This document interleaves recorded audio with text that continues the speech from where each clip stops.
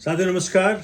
आज मैं आपके साथ साझा कर रहा हूं एक ऐसा डेवलपमेंट जो पूरे देश में एक खुशी की लहर ले आया है।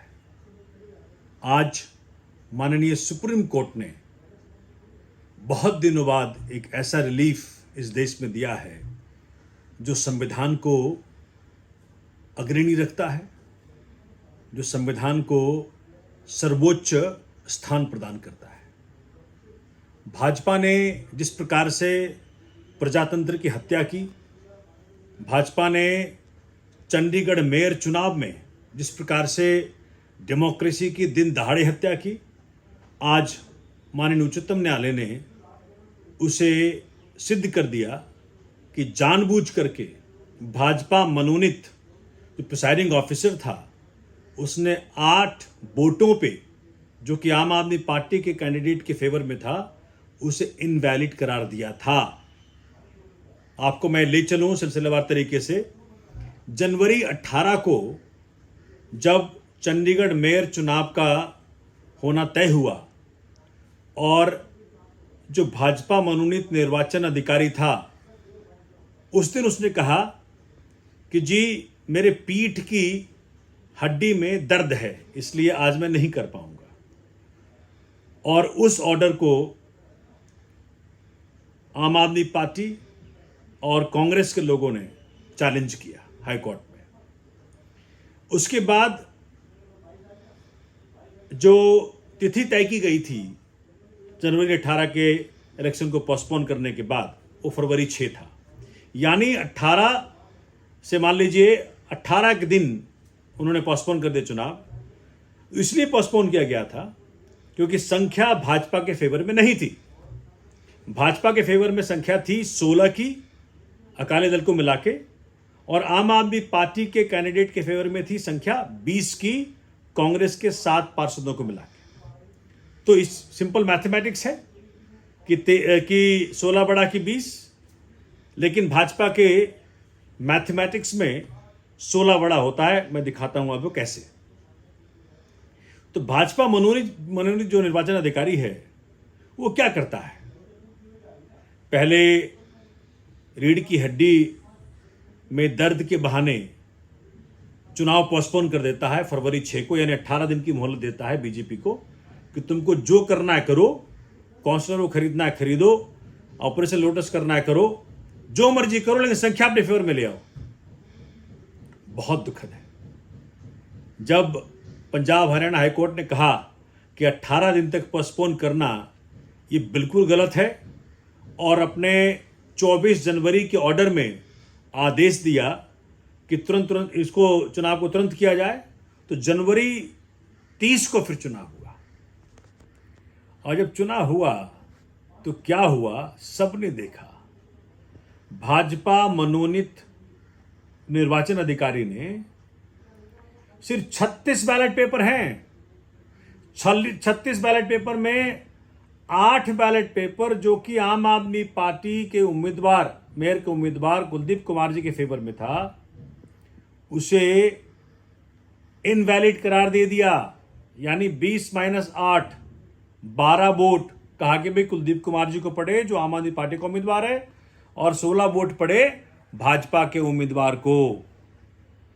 यह मामला बहुत गर्म हो गया क्योंकि सारी चोरी पकड़ी गई सीसीटीवी कैमरे में, और वो सीसीटीवी कैमरा जो कैप्चर किया वो दिल दहलाने वाला था। क्योंकि तो खुल्लम खुल्ला कत्लेआम था प्रजातंत्र का, डेमोक्रेसी का, संविधान का खुल्लम खुल्ला कत्लेआम था। मामला पहुंचा पंजाब हरियाणा हाईकोर्ट, तो उन्होंने वहाँ डिवीजन बेंच ने कहा कि जी हम इसको एंटरटेन नहीं करेंगे।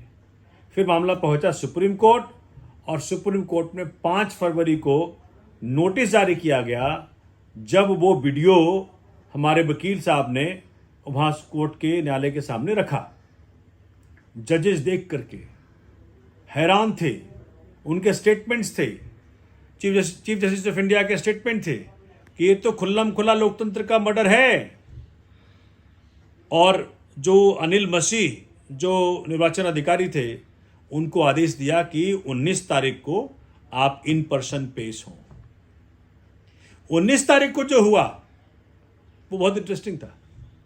19 तारीख को जब अनिल मसीह पेश हुए तो वहां पे माननीय उच्चतम न्यायालय ने जब सवाल पूछा तो बड़े बेशर्मी से, किसका प्रोटेक्शन प्राप्त है इस आदमी को, इस प्रकार की हरकत करके उसकी हिम्मत कैसे हुई कोर्ट में भी झूठ बोलने का। मतलब कोर्ट नंबर 1 जो हिंदुस्तान का सबसे बड़ा कोर्ट है वहां भी झूठ बोल रहा है आदमी, किसका प्रोटेक्शन प्राप्त है, इसकी भी जांच होनी चाहिए। उस आदमी ने कोर्ट को कहा कि नहीं जी, वो थोड़ा उन 8 में डिफेसमेंट था इसलिए मैंने मार्क कर दिया। तभी हम सबको डर लगता है कि जिस प्रकार से चुनावों को दिन दहाड़े इस प्रकार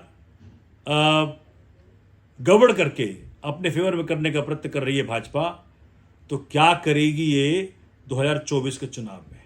अब सोचिए, वो व्यक्ति 19 तारीख को झूठ बोलता है तो माननीय उच्चतम न्यायालय ने कहा कि भाई जो 8 so called invalid ballot paper हैं उसको ले आओ। वहां से मंगाया गया और आज 20 तारीख जस्टिस डॉक्टर चंद्रचूड़ साहब ने जब 8 बैलेट पेपर देखे तो कहा ये तो सरासर झूठ बोल रहा था अनिल मसीह। किसके कहने में झूठ बोल रहा था, ये बहुत बड़ा सवाल है साथियों, क्योंकि भाजपा का मनोनीत वो निर्वाचन अधिकारी था। हम सबके लिए चिंता का विषय है कि बैलेट पेपर पर तो पकड़े गए चोरी, ईवीएम में नहीं पकड़ी जाती चोरी। ये बहुत बड़ा सवाल है पूरे देश के सामने। आज डेमोक्रेसी खतरे में है, ये साफ साफ दिख रहा है। बैलेट पेपर की चोरी तो पकड़ी गई, ईवीएम में कैसे पकड़ोगे। तो आप साथियों, अब जब चोरी पकड़ी गई तो देखिए भाजपा ने चाल चली। आपने देखा होगा 19 तारीख के पहले पहले आम आदमी पार्टी के 3 काउंसलरों को डरा के, धमका के, पैसे के बल पे दिल्ली ले आए और भाजपा ज्वाइन करा ली। अपने चुने हुए मेयर जो इस प्रकार की धांधली से चुना गया था उससे रिजाइन करा लिया और सुप्रीम कोर्ट में कह रहे हैं कि जज साहब फिर से चुनाव करवा दीजिए। क्यों? क्योंकि 3 की संख्या अपने फेवर में ले आई है। लेकिन आज जो उच्चतम न्यायालय ने दिखाया है उससे पूरे देश का मान बढ़ा है, पूरे देश का गर्व बढ़ा है, पूरे देश का नजरें उतरी थी और हम उनको सलाम करते हैं कि धन्यवाद सुप्रीम कोर्ट, आज आपने डेमोक्रेसी को बचा लिया, आज आपने देश को बचा लिया, आज आपने वोट चोरों को एक्सपोज कर दिया और देश इस चीज़ को देखे कि कौन सी पार्टी इस देश में आपकी सेवा करने के लायक है। आप उच्चतम न्यायालय ने कहा है, जो कि भाजपा वाले कह रहे थे कि नहीं फिर से चुनाव करा लीजिए, उच्चतम न्यायालय ने कल ही इस बात को कह दिया था कि जिस प्रकार से हॉर्स ट्रेडिंग हुई है 3 काउंसलरों का, ये गलत है। तो आज उन 8 इनवैलिड वोटों को वैलिड मानते हुए उच्चतम न्यायालय ने कहा कि आम आदमी पार्टी के उम्मीदवार के फेवर में 20 वोट, भाजपा के उम्मीदवार के फेवर में 16 वोट, तो जीत हुई आम आदमी पार्टी के उम्मीदवार जो कि इंडिया गठबंधन का उम्मीदवार था। इस प्रकार से आज आम आदमी पार्टी के जो काउंसलर थे चंडीगढ़ के कुलदीप कुमार जी, उनको चंडीगढ़ का मेयर घोषित किया गया। किसके द्वारा? माननीय उच्चतम न्यायालय के द्वारा। ये स्थिति हो गई है। और जो अनिल मसीह है, जिसने धांधलेबाजी की, जिसने वोटों की चोरी की, उसके ऊपर मुकदमा चलाने का आदेश दिया गया है। 340 CRPC, कोर्ट को झूठ बोलने का, ऑन ओथ झूठ बोलने का। मैं तो ये भी कह रहा हूं, अगर शायद कोई सेक्शन होता 307 attempt to murder of democracy, इस प्रकार से अगर हो पाता, अगर डेमोक्रेसी को हम एक ज्यूरिस्ट पर्सन मान पाते, लेकिन ठीक है, मैं कहूँगा कि सूटेबल और धाराएं निकाले जाएं और उसके ऊपर उसका केस चले। ये आदमी तो तुरंत जेल में जाना चाहिए था, अनिल मसीह।